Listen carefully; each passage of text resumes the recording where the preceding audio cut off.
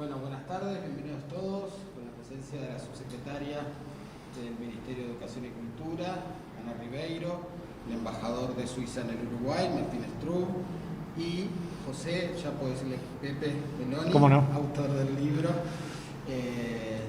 Vamos a hacer esta presentación de un material realmente muy valioso.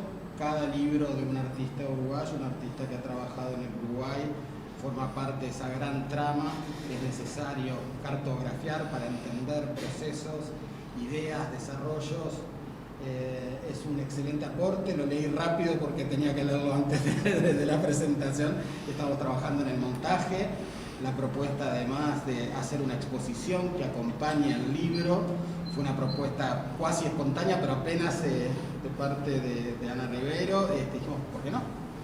Es una maravillosa idea. Y después nos dimos cuenta que no solo era una maravillosa idea, sino que era la primera exposición de José Meloni en el Museo Nacional de Artes Visuales.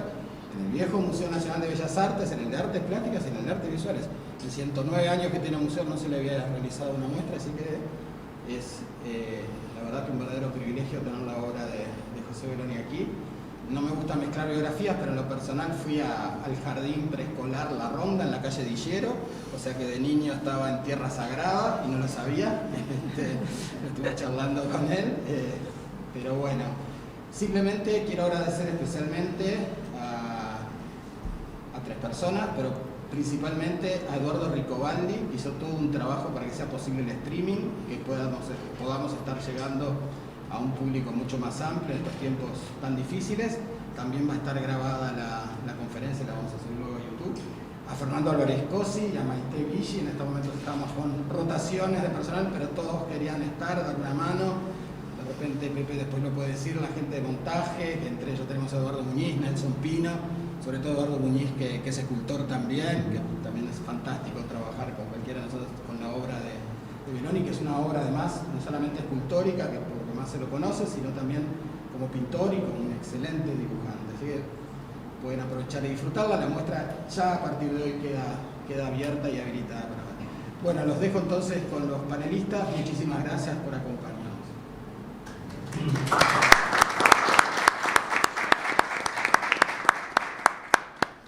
¿Quién comienza, Enrique? Comienza Pepe. ¿Quién? ¿Pepe? Dice que sí. ¿Es al revés? ¿El autor es al final? No, Como usted quiera. Me encanta la espontaneidad.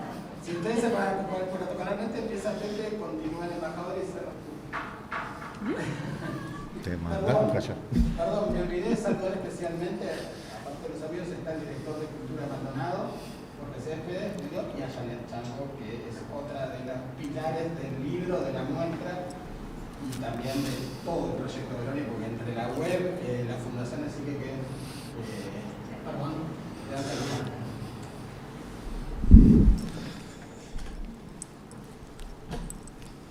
Bueno, muy buenas tardes para todos. ¿Se escucha bien ahí?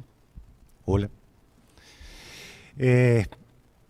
Este evento que se suscita en el día de hoy es un poco producto y fruto de la casuística, porque cuando hace un año empecé a garabatear algunas letras para tratar de dejar en la memoria de todos lo que está en mi memoria.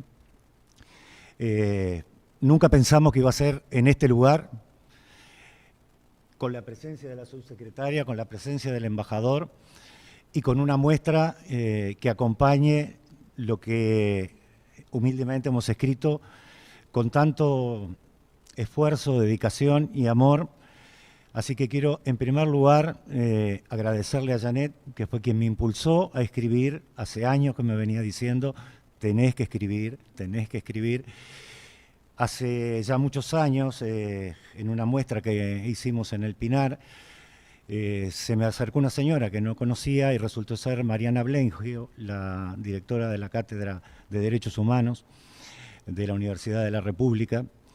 Y conversando con ella y contándole algunas de las cosas que estaban en mi memoria, me pidió para el curso de la cátedra si no me animaba a escribir algo para dar una conferencia sobre la estatuaria en el Uruguay y los derechos humanos.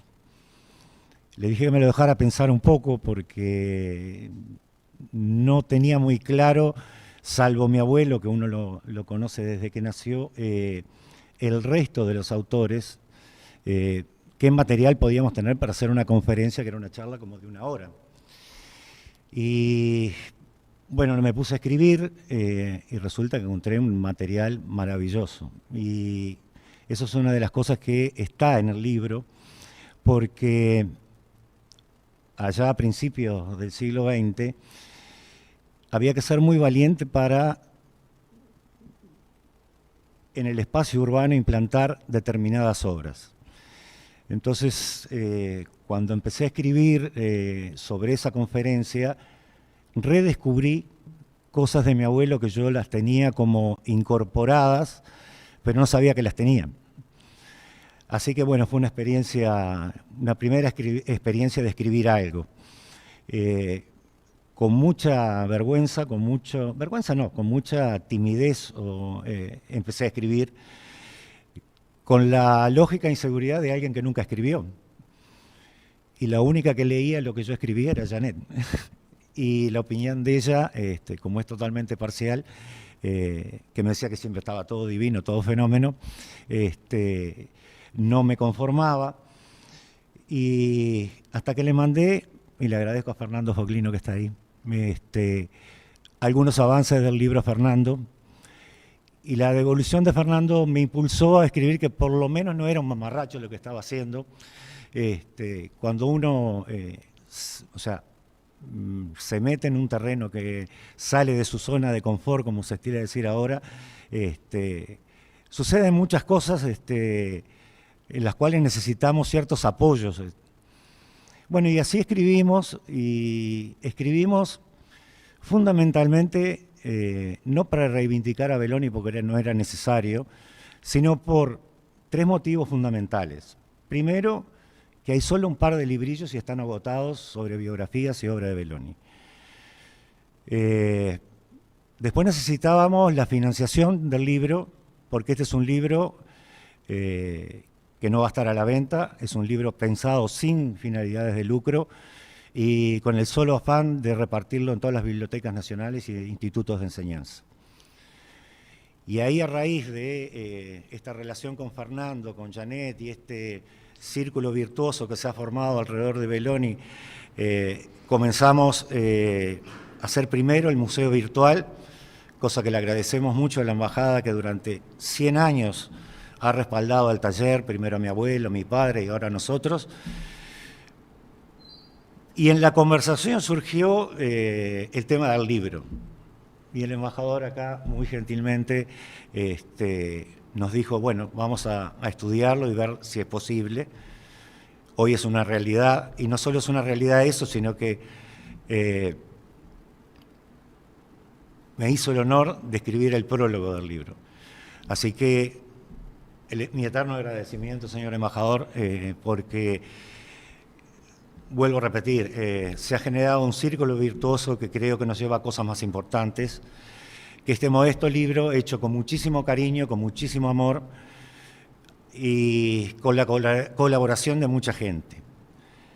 Ahora, el libro ya estaba escrito, estábamos esperando la edición, Janet y Fernando trabajaron muchísimo en reducir las 1500 fotografías, a ver cuáles iban en el libro. Janet pasó junto conmigo, porque esto lo hacíamos en tiempos libres, y como el amigo Céspedes comprende mejor que nadie aquí en esta sala, los tiempos libres de los directores de cultura departamentales son muy escasos. Entonces, durante noches enteras, a veces íbamos a trabajar sin dormir prácticamente, o en la madrugada, seleccionando cada foto que acompaña este libro de entre 1500 fotos.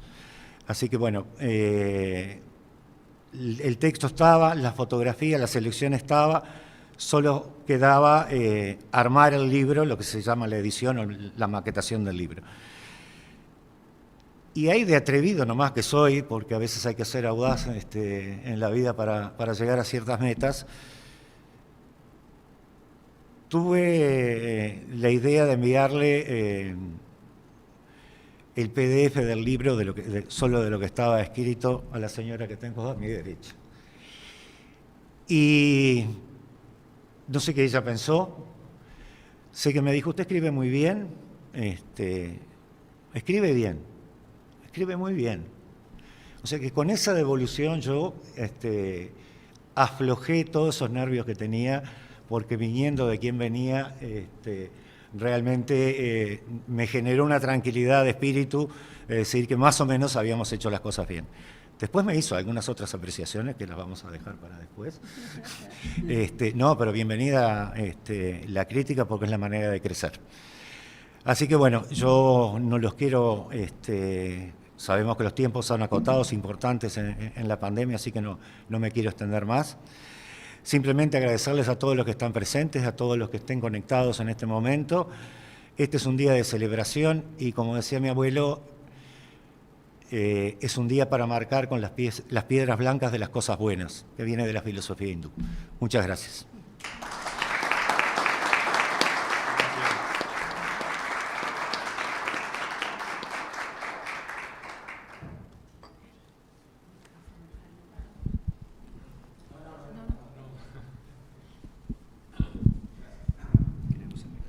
Bueno, muchas gracias, Pepe. Buenas tardes, buenas noches a todos. Para nosotros es un gusto estar aquí hoy día y poder decir se hizo realidad. Y se hizo realidad ese libro y estoy muy contento. Primero quiero felicitar a Pepe y a Janet por el inmenso trabajo y la dedicación.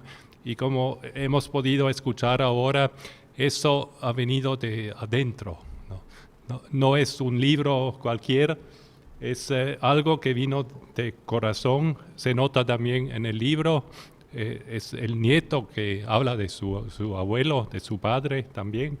Entonces es un valor y creo que el autor, el escultor José Belloni, merece un libro así. Entonces felicitaciones a Pepe y a Janet por ese libro. Después ya agradecieron a la gente que participó. Yo quiero, por mi parte, agradecer también a la embajada, que dijeron que es Martín de Kennel, que hizo toda la coordinación de parte de la embajada por ese libro. Y sobre todo quiero agradecer al embajador Jorge Meyer, que está aquí con nosotros, porque al final, a la raíz de todo eso, es la iniciativa del embajador uruguayo en Suiza, Jorge Meyer, que descubrió la presencia de muchos artistas tichineses aquí en Uruguay y hizo todo un trabajo de investigación junto con unos representantes de la Suiza italiana, del Ticino. Así que cuando yo empecé aquí ya estaba Belloni, Morosoli, Perlasca en la mesa, pero se trataba de hacer algo concreto. Y gracias a Giampiero Casagrande, que es un editor del Ticino, que vino aquí con una delegación de historiadores de arte, descubrimos, nosotros como embajada también redescubrimos Belloni, y lo que dijo Giampiero Casagrande, después de haber visitado Minas, es un tesoro que está en Minas. Hay que hacer algo, hay que no salvar, pero hay que concretizar eso, digitalizarlo, empezando por digitalizarlo. Primero tuvimos un proyecto de digitalización de los archivos y después, a raíz de eso, surgió la idea del libro y estoy muy contento de ver ese libro hoy día.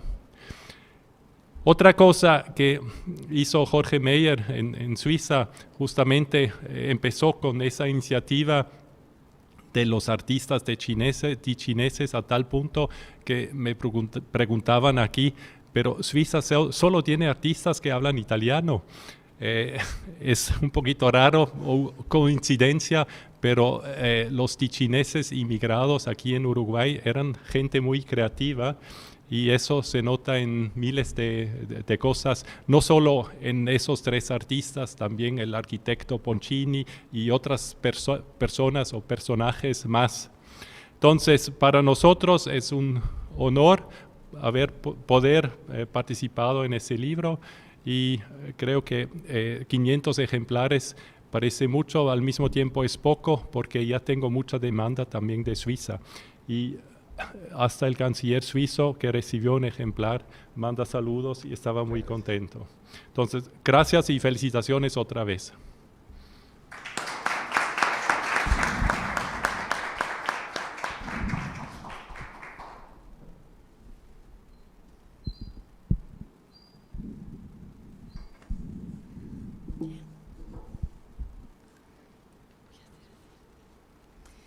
Buenas tardes a todos. Yo voy a comenzar por agradecer al anfitrión, al Museo de Artes Visuales en la persona de su director, porque con mucha generosidad, cuando veíamos dónde se tenía que presentar este libro, en una conversación en medio del campo con José y con Janet, yo dije, pero mejor en Montevideo, porque si hay un escultor que tiene una dimensión nacional absoluta y un reconocimiento por parte de todos y cada uno de los uruguayos, ese es Belloni, así que vaya a la capital a que se reconozca su obra una vez más, o quizás de nuevo, y como si fuera nueva para tantas generaciones. Así que obviamente llamé a Enrique y con la presteza y la generosidad que lo caracteriza a él y a todo su equipo, armaron esto rápidamente, traslado de las obras, puesta en valor, encuadrar, colgar, seleccionar. Yo solo pedí una cosa que se cumplió ampliamente: por favor que venga el cuadro de los cardos, porque yo había quedado absolutamente deslumbrada cuando descubrí, yo no lo sabía, perdón por mi ignorancia, que además de ser el enorme escultor que era, Belloni pintaba tan bien, y de todos los muchos cuadros que me sorprendieron, bueno, quedé sin aliento frente a los cardos, ¿no? Porque realmente es una obra magistral. Así que hoy, cuando entré y la vi allí en la puerta grande, me sentí muy feliz. Así que comienzo por agradecer a Enrique y a todo el equipo, por supuesto a la embajada, por el apoyo prestado para esa familia emigrante que sigue representando el nombre de Suiza entre los uruguayos, y a todos los presentes y a la familia Belloni y ramificaciones que sé que andan por aquí y que van a disfrutar esa jornada. A mí me gustaría un poco hablarles del libro, que es un precioso pretexto para hablar de los Belloni en plural. Y me gustaría comenzar por la página 75 y terminar por la tapa, si me permite. ¿Por qué por la página 75? Porque entre esas miles de fotos que tan amorosamente Janet y José seleccionaron, hay una que a mí me resultó infinitamente familiar. Como soy historiadora, cada vez que fallece alguien de mi familia, yo aparezco y reclamo siempre lo mismo. Nunca pido un bien mueble ni un bien inmueble. Siempre pido algo que fácilmente me dan, la caja de las fotos. Y me quedo con las cajas de todas mis tías viejas y demás. Es la memoria y es lo único que a mí me interesa. Y esa foto con la carreta de fondo la tengo en varias generaciones de mi familia. Siempre así, en blanco y negro. ¿Por qué? ¿Y por qué me produjo esa sensación de estoy ante algo tan familiar? Porque sacarse una foto en la carreta o en la diligencia, para muchas generaciones de uruguayos, era sacarse una foto en un lugar y frente a una obra que generaba infinito orgullo, además de placer estético. Es algo que las generaciones actuales han perdido bastante, y más bien se sacan fotos a sí mismos en esa enfermedad de la selfie perpetua en la que vivimos, ahora incluso como método de control laboral, lo cual es espantoso. Hay que dar fe de que uno estuvo en el trabajo mediante una fotografía, con lo cual se aumenta esa tendencia a autofotografiarnos permanentemente. Y bueno, mejor en una cancha de fútbol, mejor con un jugador, mejor una foto en un shopping, mejor tomando cerveza. Ya son menos los que entienden que hay orgullo en sacarse una foto con Belloni. Quizás porque uno de los debes que tendremos en esta gestión de gobierno y en todas las que seguirán, no importa de qué color político sean, uno de esos debes es rescatar el valor de esos autores plásticos inmensos, que no es que lo hayan perdido, pero es que han caído como en un segundo plano muchas veces, en una especie de desvanecimiento, que no es pérdida total, de un reconocimiento que fue inmenso en su momento. Porque convengamos, Belloni, junto con Blanes, junto con Ferrari, son algunos de los tantos nombres, aunque más bien forman parte de una élite muy delimitada que todos reconocemos muy fácilmente, que pintó la memoria del país, que ayudó esculturas, pinturas, mediante a representar un pasado que era el pasado de la nación. Construyeron el rostro de la nación, incidieron en nuestro imaginario, colocaron en nuestra cabeza imágenes de heroísmo y permitieron ese proceso de autoidentificación con el pasado que nos permite tener esa línea de continuidad básica para que uno se emocione cuando suena el himno, para que uno sienta que tiene algo que ver con los orientales de 1810. De lo contrario, no habría identificación posible si solo nos guiáramos por el nacimiento, el fallecimiento, la vivencia ocasional en un barrio o en determinado lugar.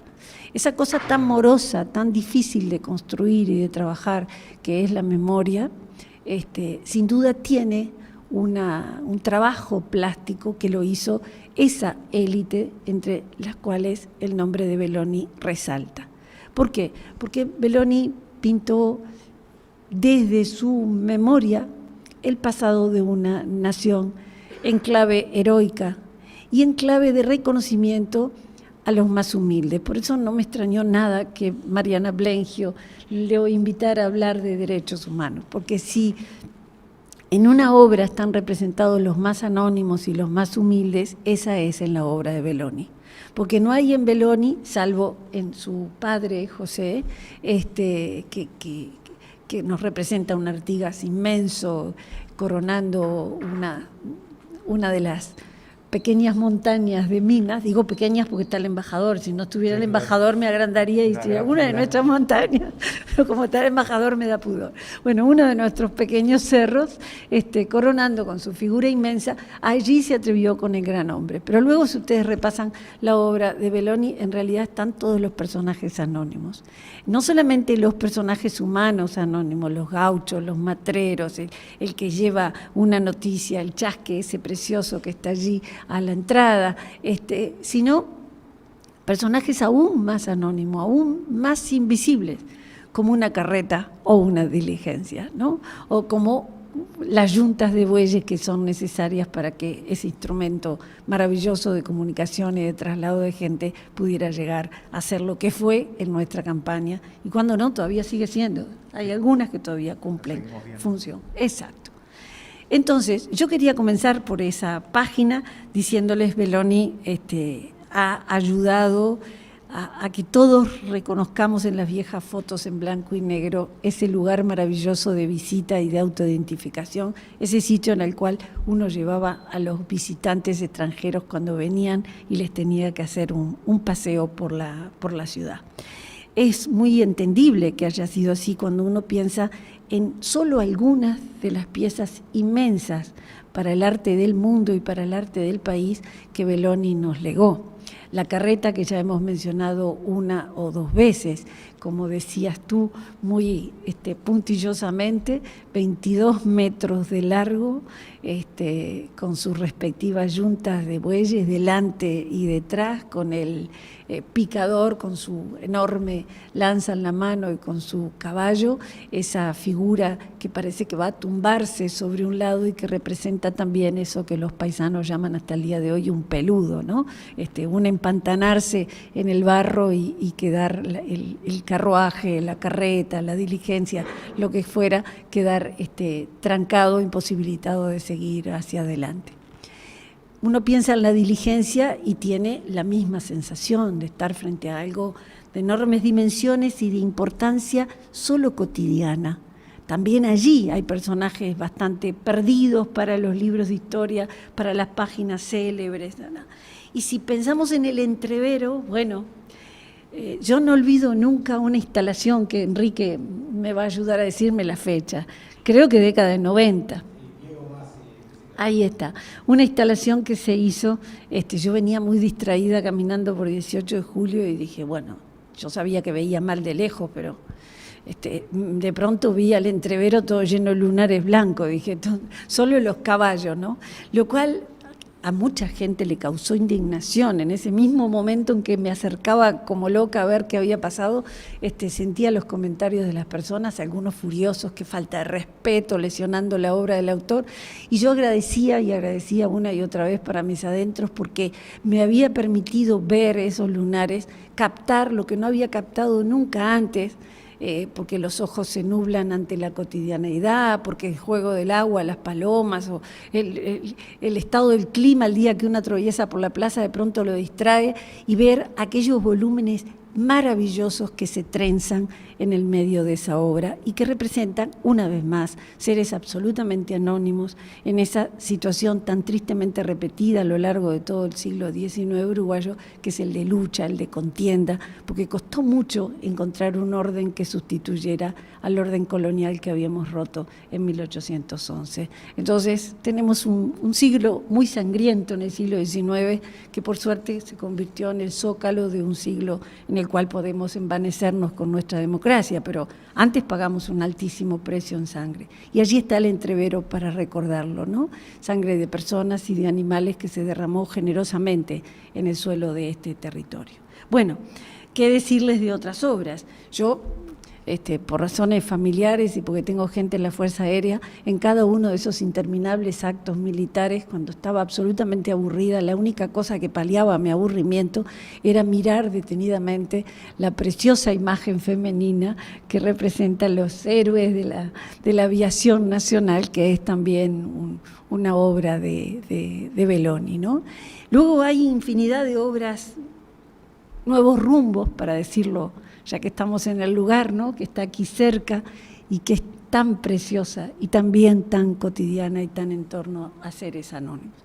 Hay que recordar que Belloni, con esa infancia entre el Prado y Lugano, y luego por ese pasaje académico por escuelas de notoria calidad en Alemania, en Italia, por supuesto, el inevitable París, cuando uno de arte habla, tuvo una formación exquisita, una formación de cuño europeo indiscutible, una formación, podríamos decir, excelsa, maravillosa.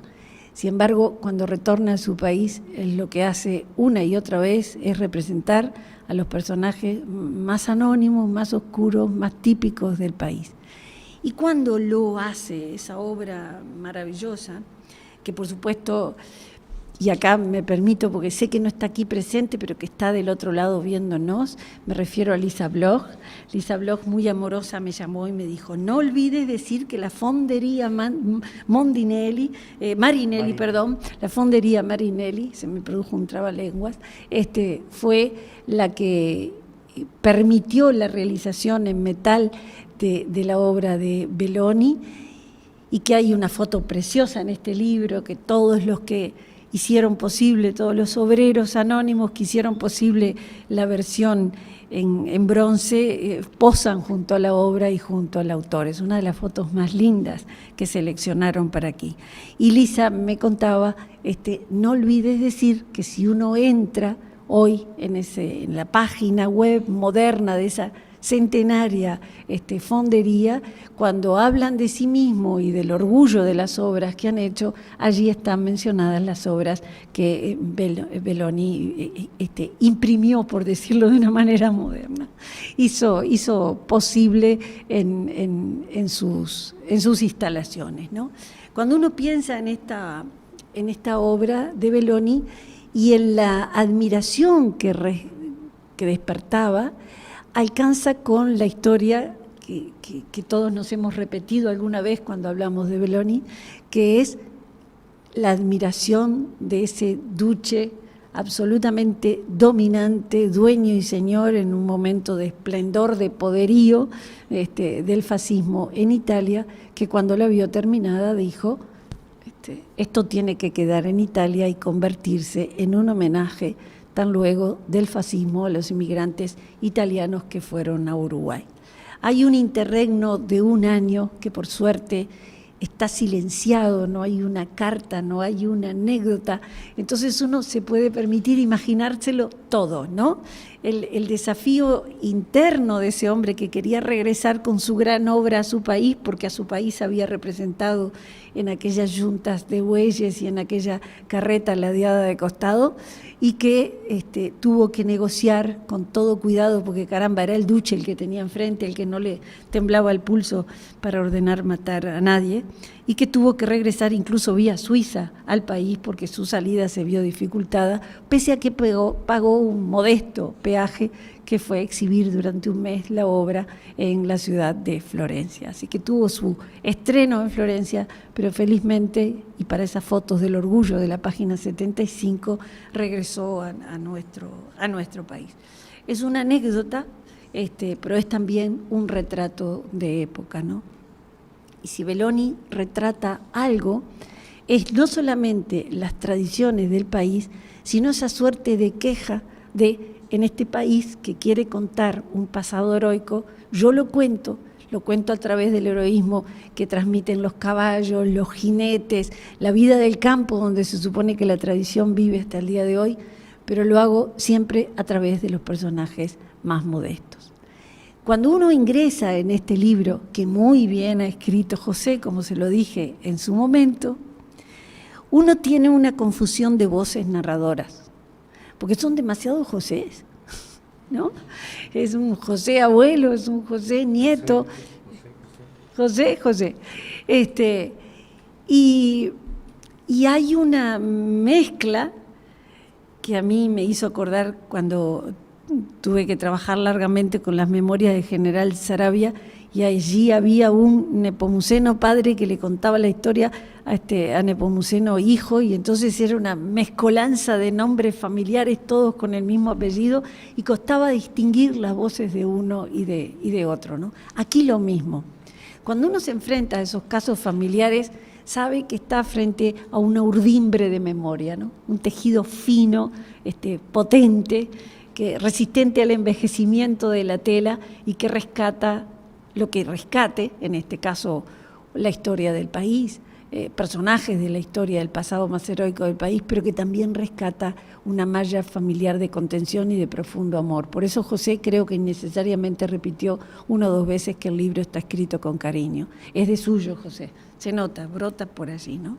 Ahora, en esa narrativa amorosa, el libro de José permite descubrir detalles que a mí me resultaron verdaderamente preciosos.